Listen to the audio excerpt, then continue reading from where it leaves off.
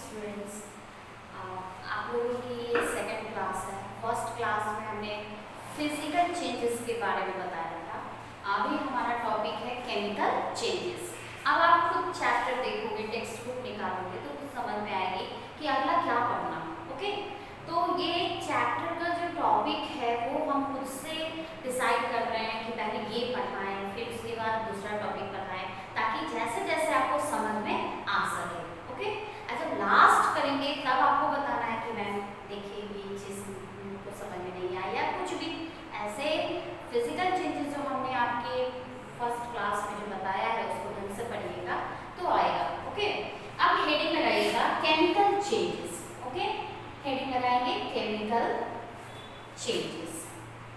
Chemical changes में यहाँ पे दिमाग में रखना है कि केमिकल चेंजेस पढ़ेंगे। फिजिकल चेंजेस हमने पढ़ा कि वो टेम्पररी चेंज था, जबकि केमिकल चेंज जो होता है सो परमानेंट चेंज होता है।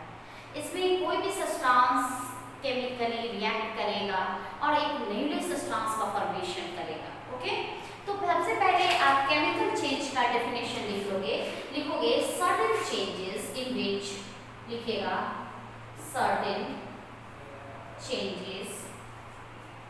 changes in which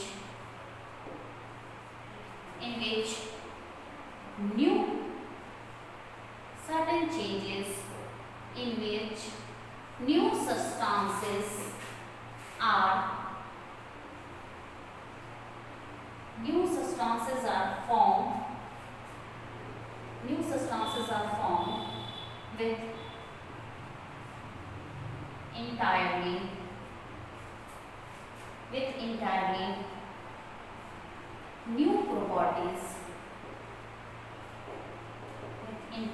new properties,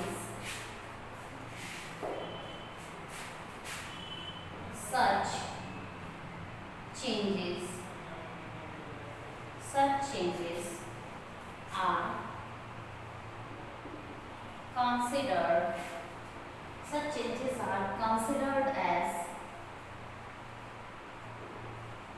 chemical changes।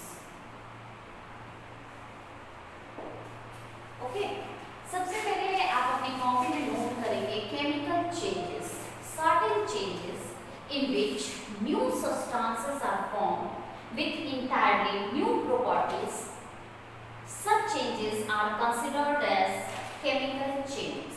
Okay, यानी केमिकल चेंजेस यहाँ पे दिमाग में रखना है कि chemical changes are those changes in which new substances are formed with newly properties.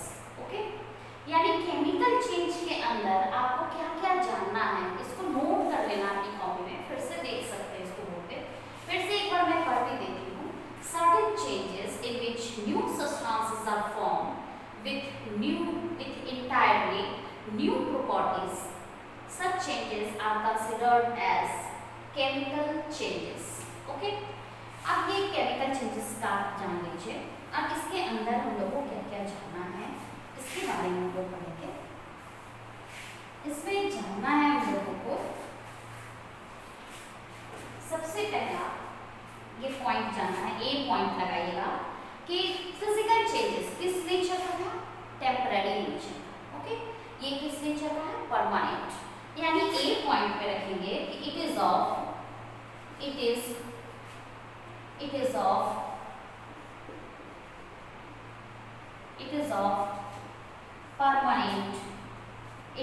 Permanent nature. Okay, पहला पॉइंट दिमाग में रखना है कि इसके नेचर कैसे होंगे, permanent.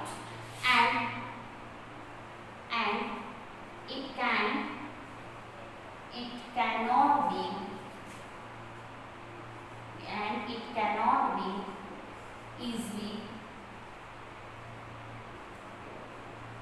reversed।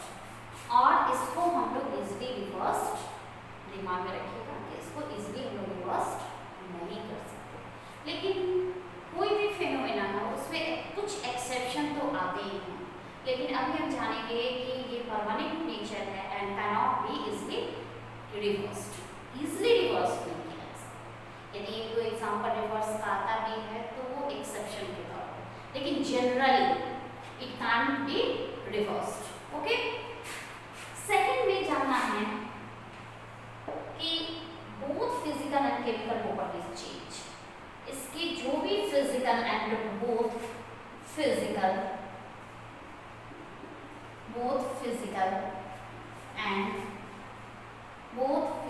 and chemical properties change. इसकी both physical और chemical property में चेंजिंग होगी। और उसके बाद थर्ड में दिमाग में रखना है कि identities of the substance change. Identities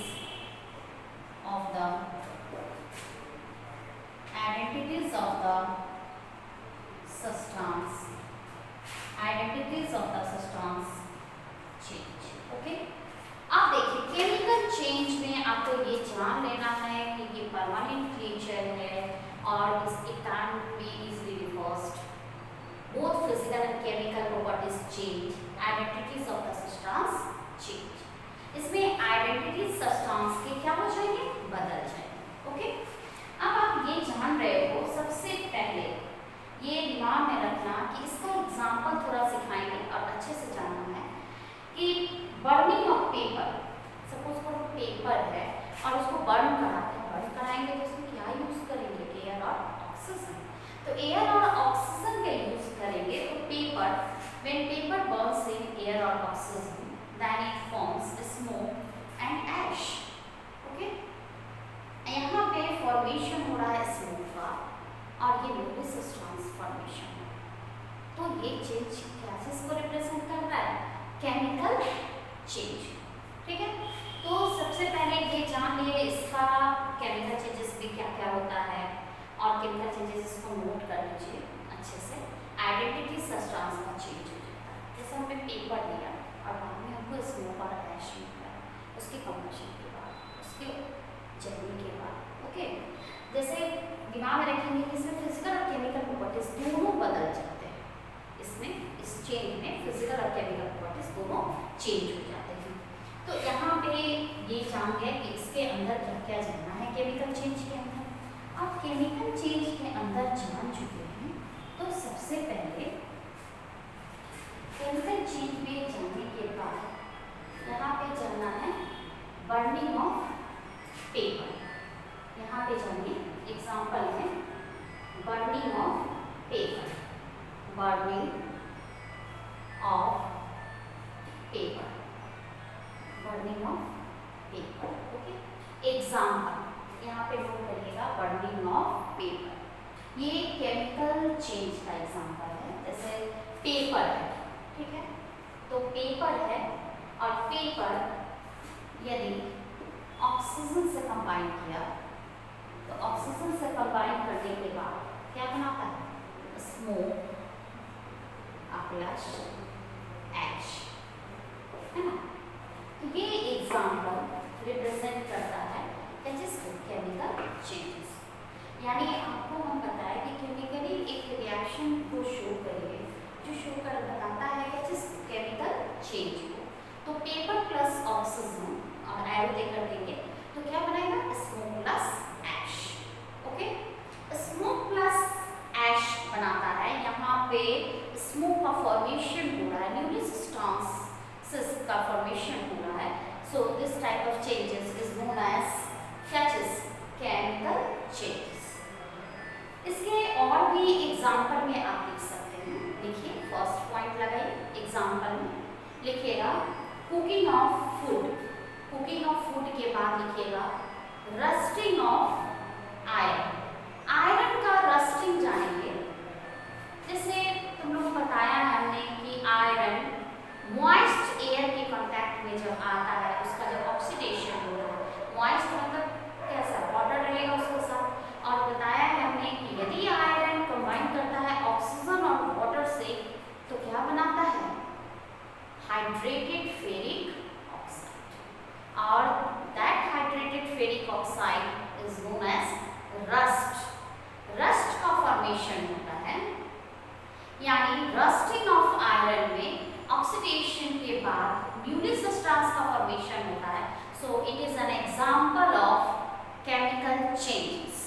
okay, अब हम लोग जानेंगे बर्निंग ऑफ वैक्स।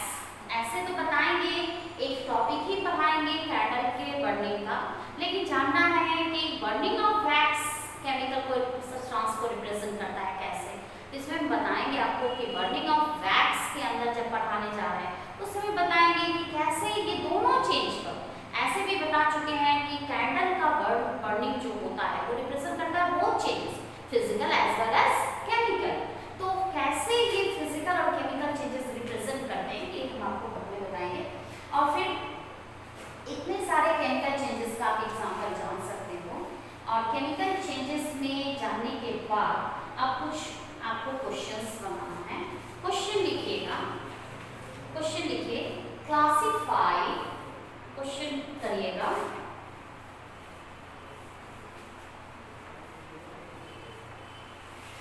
और आपको ये नहीं सोचना है कि मेरा चैप्टर जल्दी से खत्म हो जाए। एक छोटे से टॉपिक को कितना भी लंबा पढ़िए ताकि आपका पूरी तरह से कॉन्सेप्ट क्लियर हो। और बहुत सारा क्वेश्चन करवाएंगे, कोई बात नहीं, इसी के थ्रू वीडियो के थ्रू ही आप क्वेश्चंस बनाइए और कोशिश करिए एकदम लगे रहिए ताकि हम जितना पढ़ा रहे हैं उसको एकदम माइंड में मेकअप करिए। क्वेश्चन लिखिएगा, क्वेश्चन लिखिए। अब आप फिजिकल चेंजेस और केमिकल चेंजेस दोनों जान चुके हैं और मेरे क्वेश्चन का आंसर दीजिएगा। क्वेश्चन लिखिए classify, classify the following, classify the following as classify the following as chemical or physical, chemical or physical changes। okay, classify the following as chemical or physical changes। इस question को note करिए, question है फिर से note करिए, classify the following as chemical और physical changes.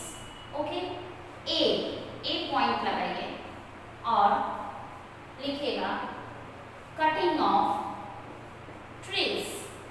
इसको शायद हमने 9th क्लास में भी आपको बताया है। कटिंग ऑफ ट्रीज, बस आपको कुछ नहीं करना है, ये फिजिकल चेंज है या केमिकल चेंज है इसके साइड में लिख दें। ए पॉइंट लगा के क्या लिखे, कटिंग ऑफ ट्रीज। बी लिखिएगा melting of butter, melting of butter in a pan, melting of butter in a pan. Okay, ये नोट करिए, ये फिजिकल और केमिकल है, दोनों जो चेंज आपको लगता है इसके बगल में लिख दीजिएगा। सी लिखिएगा rusting of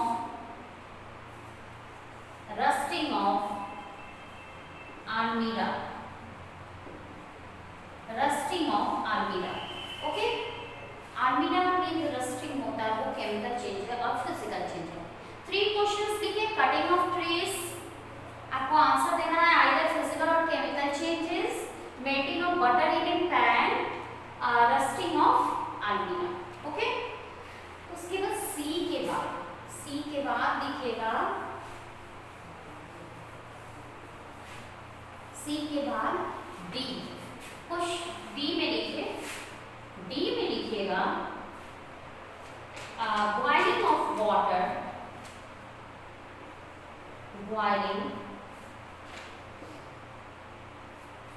boiling of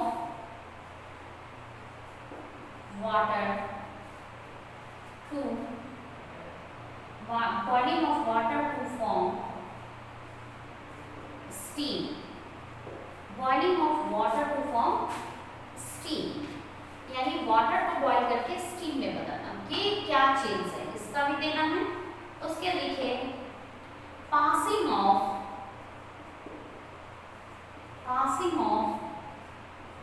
electric current, passing of electric current through water, passing of electric current through water water and the water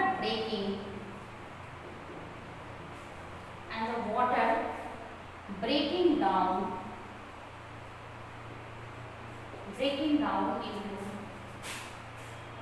into hydrogen and oxygen gases. ये क्या चीज है? इसमें कुछ नहीं करना है, एक तरह से समझिए यहाँ पे कि वाटर में इलेक्ट्रोलाइसिस कराते हैं या passing of electric current through water and the water breaking down into hydrogen and oxygen gases. इसको बताना है कि फिजिकल चेंज है और केमिकल चेंज। बस आपको आंसर को इसमें एक्सप्लेनेशन नहीं देना है, सीधे लिखना है फिर आइदर फिजिकल चेंज और केमिकल चेंज। ओके, उसके बाद लिखना है ये आप करिए डी और ई। इसको देख लीजिए, boiling of water to form steam, passing of electric current through water and the water breaking down into hydrogen and oxygen gas. और हो गया दो लिखा। फिर उसके बाद नोट करिएगा ई के बाद लिखिएगा एफ, डिसॉल्विंग ऑफ, एफ में लिखिएगा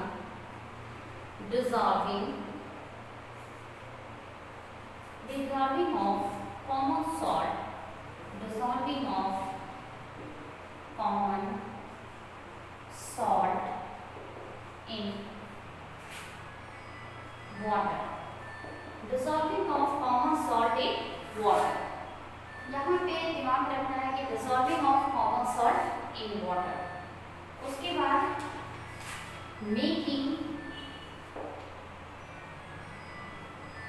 making a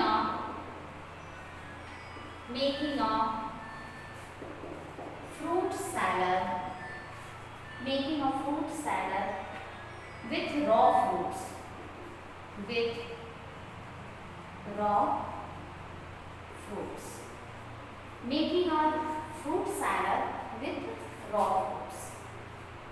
ये दो लिखिएगा, dissolving of common salt in water, making a fruit salad with raw fruits। और उसके बाद लास्ट लिख लीजिएगा burning of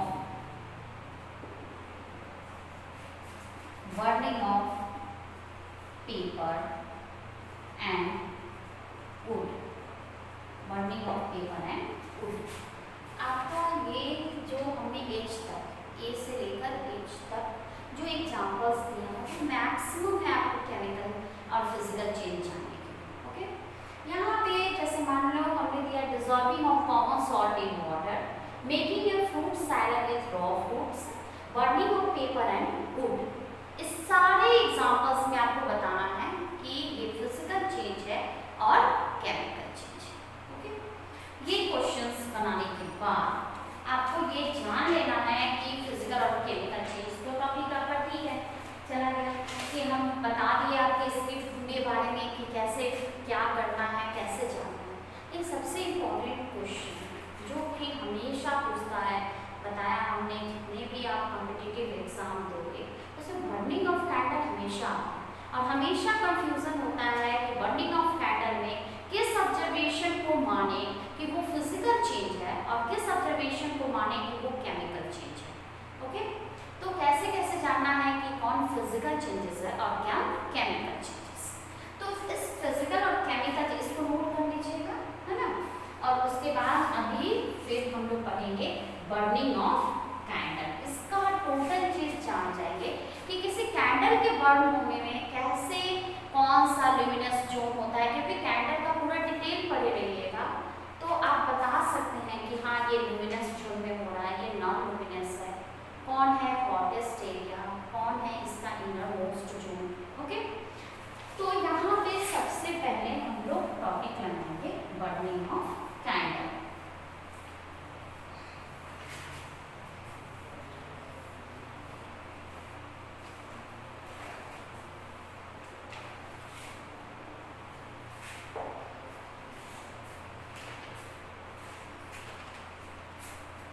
हेडिंग लगाइएगा,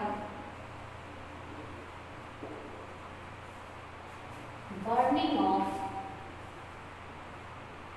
candle, burning of candle. Okay, burning of candle में सबसे पहले लिख दिया है कि it involves both, it involves both physical and chemical changes. It involves both physical and chemical changes. इसमें दोनों चेंजेस इन्वॉल्व करते हैं बर्निंग ऑफ कैंडल। ओके, इस कैंडल के बर्निंग में बोथ रिप्रेजेंट करते हैं। सबसे पहले हम लोग एक फिगर बनाएंगे और इस फिगर में सबसे पहले एक कैंडल को लेंगे। कैंडल में बहुत अच्छा फिगर नहीं भी बने तो कुछ कोई दिक्कत नहीं है, बस आपको समझ में आना चाहिए। ये आपको जानना है, ये वैक्स कैंडल है, वैक्स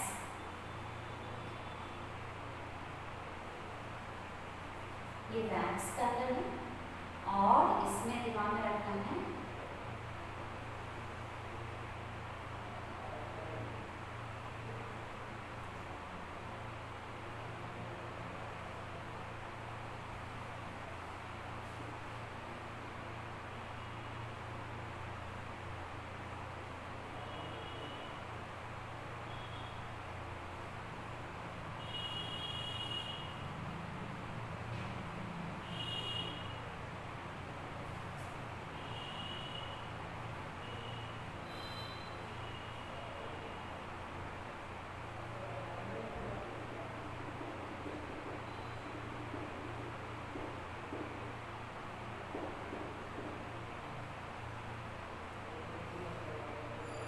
सबसे पहले ये जानिए कि ये जो जोन है ये लिस्ट हॉट होता है, लिस्ट हॉट। ये जो निचला अंदर में जो फ्लेट के सबसे निचला है लिस्ट हॉट होता है और ये जो होता है बीच वाला वो मॉडरेटली हॉट होता है, मॉडरेटली हॉट, मॉडरेटली हॉट है। और ये कैंडल का सबसे हॉटेस्ट पार्ट है, हॉटेस्ट। इसको फिगर को थोड़ा ध्यान से देखना है और ये कैंडल का दिमाग में रखना है कि ये कैंडल का सबसे हॉटेस्ट पार्ट है और ये हॉटेस्ट पार्ट ये दिमाग में रखना है कि आउटर जोन होता है, ये कैंडल का सबसे ऊपरी पोर्शन है और इसको कहते हैं outer zone of complete combustion, outer zone of complete combustion.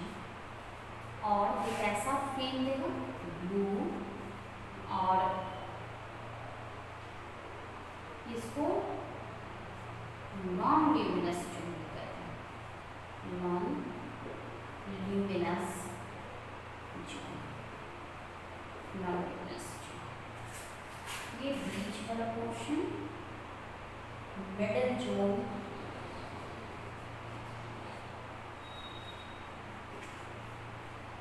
Of partial combustion है।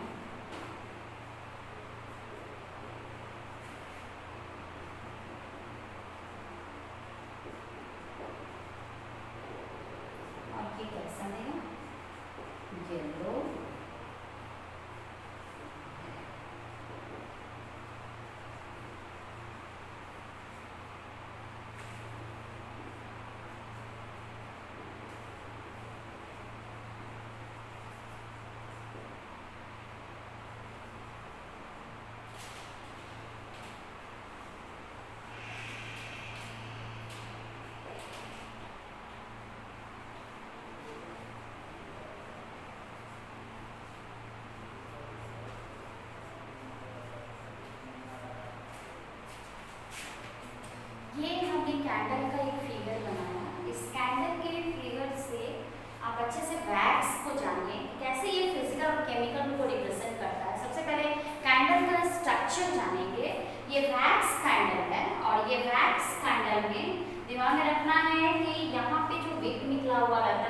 सबसे निचले पोर्शन में लिस्ट हॉट होता है, बीच वाला पोर्शन मॉडरेटली हॉट होता है, मतलब दोनों के बीच में जो हॉटेस्ट पार्ट है और जो लिस्ट हॉट है उस दोनों के बीच में मॉडरेटली हॉट होता है। और दिमाग में रखना है कि सबसे ऊपर वाला पोर्शन जो होता है हॉटेस्ट हुआ। लेकिन ये आपको इसलिए जानना है कि आगे चल के जो चैप्टर्स हम पढ़ाएंगे आपको कार्बन एंड कंपाउंड्स, उसमें हम फ्लेम पढ़ाने वाले हैं और वहाँ पे फ्लेम जब पढ़ाएंगे तो उस समय कैंडल का जानना है कि फ्लेम में से किसको बोला जाता है ल्यूमिनस और किसको बोला जाता है नॉन ल्यूमिनस जोन। ओके, तो ल्यूमिनस और नॉन ल्यूमिनस जोन में जान लीजिए, इसको हम अभी क्लियर कर देते हैं कि जो जहाँ पे कंप्लीट कंबशन होता है, जैसे तुम लोग को बताए थे कि एलपीजी जो बर्न करता है वो ब्लूइश फ्लेम देता है और ब्लूइश फ्लेम देगा यानी कंप्लीट कंबशन, और जो येलो फ्लेम देता है उसका पार्शियल कंबशन होता है। तो बीच वाला पोर्शन मिडिल जोन जो होता है कैंडल का वो पार्शियल कंबशन शो करता है और वो कैसा फ्लेम देता है येलो, और इस जो येलो देता है उसको ल्यूमिनस जोन कहते हैं, और जो कंप्लीट कंबशन देता है उसको कैसा कहते हैं ब्लू। और याद रखना है कि वो outer zone of complete combustion है और ब्लू देगा और उसको नॉन ल्यूमिनस जोन बोलेंगे। और सबसे नीचे में पोर्शन में इनर मोस्ट जोन होता है unburned wax pepper black colour का, यहीं पे दिखा देता है। ओके, तो इस फिगर को थोड़ा ध्यान से देख लीजिएगा, इसको अच्छे से बना लीजिएगा क्योंकि ये आगे भी आपको काम आएगा, सिर्फ फिजिकल और केमिकल चेंजेस की बात नहीं रहेगी, इसको ध्यान से पढ़िए। ओके, फिर से पढ़िए। फ्लेम के टू टाइप्स हैं, एक हो गया येलो फ्लेम, एक हो गया ब्लू फ्लेम। ब्लू फ्लेम जो होता है वो इसके जैसे मान लो जो भी कैंडल है उसको बर्न कराना है तो फ्लेम में कैंडल देखिएगा तो ब्लूइश भी दिखता है और येलोइश भी दिखता है। येलो कलर का उसका जो पोर्शन होता है वो बीच में होता है, यानी मिडिल जोन जो होता है सो पूरी कंप्लीट कंबशन नहीं दिखाता है, वो पार्शियल दिखाता है, और पार्शियल कंबशन का कलर कैसा होता है येलो। फिर से दिमाग में रख लिया येलो कलर, और वो जोन जिसको येलो कलर दिखाते हैं जोन टू टाइप्स के होते हैं, ल्यूमिनस और नॉन ल्यूमिनस। तो ल्यूमिनस कहेंगे जो येलो दिखाता है, बार बार कंफ्यूजन होता है कि किस जोन को ल्यूमिनस बोलेंगे और किसको नॉन ल्यूमिनस बोलेंगे। और नॉन ल्यूमिनस बोलेंगे जो कंप्लीट कंबशन दिखाएगा, outer zone of complete combustion, और ये ब्लू कलर होगा और ये नॉन ल्यूमिनस जोन। ओके, और मिडिल जोन जो है पार्शियल कंबशन है और ये येलो कलर दिखाएगा, और इनर मोस्ट जोन जो है वैक्स पेपर के वो किस कलर को दिखाएंगे ब्लैक कलर। ओके, तो ये कैंडल का फिगर अच्छे से कर लीजिए ताकि हम बता सकें कि इसमें कौन रिप्रेजेंट करता है फिजिकल चेंज को और कौन रिप्रेजेंट करता है केमिकल चेंज। ओके, तो इसको नोट कर लीजिए अच्छे से, आपके पास वैक्स का पूरा कैंडल का फोटो होना चाहिए, उसका फ्लेम जो हमने दिखाया है इसमें समझाया है इसको अच्छी तरह से जानिए। ओके, चलिए इसको निकालें, इसको नोट कर लेना है। और बर्निंग ऑफ ए कैंडल, और आपको दिख ही रहा है पूरा अच्छे से 2 मिनट।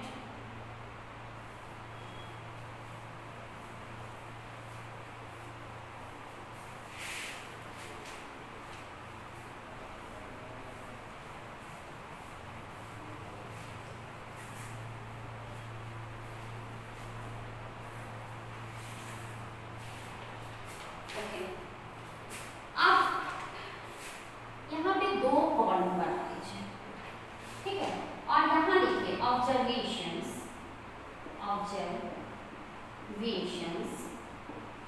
ऑन इग्निशन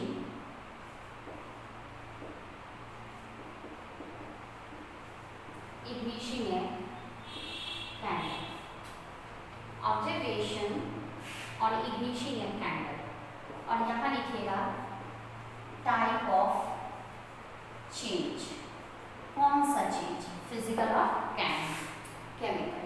ओके, तो बर्निंग ऑफ कैंडल में सबसे पहला जाना है कि burning of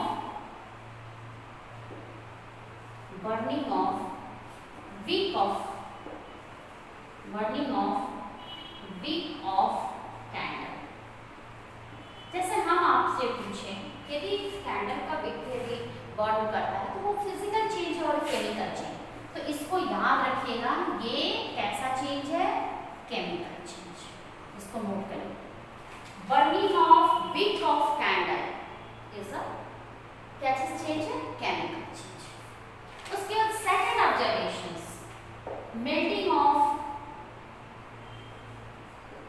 melting of solid wax, melting of solid wax to form liquid wax। ये कौन सा चेंज है? केमिकल चेंज के बाद देखो यहाँ melting of solid wax to form liquid wax, solid से लिक्विड में बदल रहा है। तो यहाँ क्या हो रहा है? इसके मैटर के स्टेट में चेंजिंग हो रहा है, यानी सॉलिड चेंज हो रहा है किसमें? लिक्विड में। आए तो सॉलिड यदि लिक्विड में बदल रहा है तो ये चेंज कौन सा चेंज है? Physical change. ये हो गया फिजिकल चेंज। ओके, ये ध्यान में रखना कि दो बताना कि विक का बर्निंग होना, बर्न करता है, जलता है, तो फिर वो चेंज क्या है? Chemical change. लेकिन इसके स्टेट में चेंजिंग हो रहा है, melting of solid wax to form liquid wax, ये चेंजिंग फिजिकल चेंज। ये किसका चेंज है? Physical change. तो ये दो जानी। अच्छा,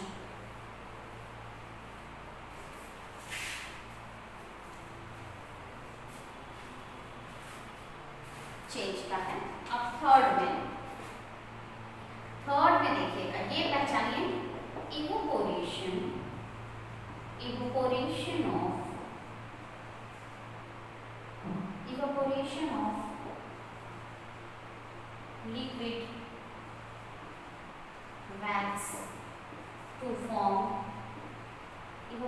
of liquid wax to form wax vapours.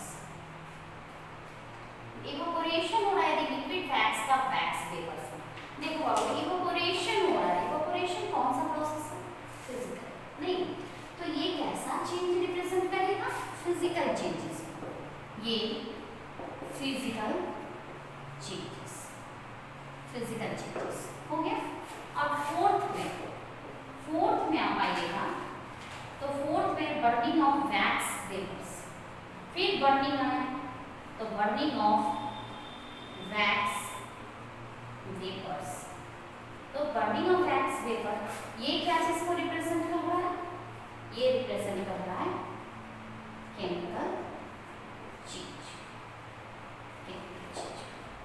ठीक है, जहां भी बर्निंग आता है, तो जहां भी बर्निंग केस आएगा वो केमिकल चेंज, जहां स्टेट में चेंजिंग होगी वो फिजिकल चेंज। यानी evaporation of liquid wax to form wax vapours, ये फिजिकल चेंज है, और बर्निंग ऑफ वैक्स वेपर्स ये केमिकल चेंज। हो गया। चलिए अभी हम लोग इसका लास्ट क्वेश्चन जान लेंगे। एक क्वेश्चन हम लोग को जानना है फिजिकल और केमिकल चेंज का, बर्निंग ऑफ कैंडल से रिलेटेड है, और इसका लास्ट क्वेश्चन क्या है इसमें हम बताते हैं आपको।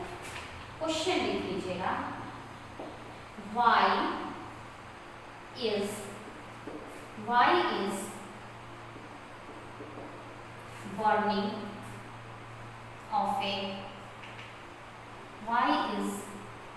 burning of a candle wax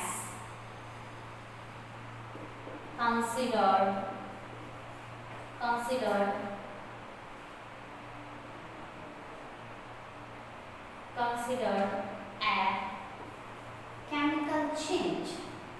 Considered a chemical change. Why is burning of a candle wax considered a chemical change? ठीक है, क्यों हम बर्निंग ऑफ वैक्स, जो कैंडल वैक्स है, उसको केमिकल चेंज बोलते हैं?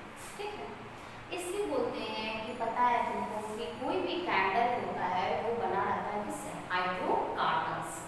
और हाइड्रोकार्बन जब भी मतलब क्या होगा? बर्न करेगा।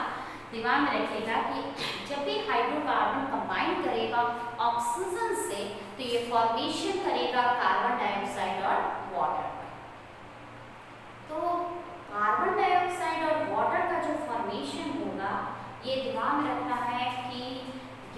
पे न्यूली सब्सटेंस का फॉर्मेशन हो रहा है हाइड्रोकार्बन से CO2 और वाटर का, so it is considered as a chemical change. यानी बताएंगे, फिर से इसका आंसर जानिएगा, this is because when candle burns new products are formed, when candle burns new products are formed, that is बताएंगे कि that is hydrocarbons combined with oxygen to produce CO2 and water, so it is an example of chemical changes. Okay, चलिए आज के लिए हमारा second class यही खत्म होता है।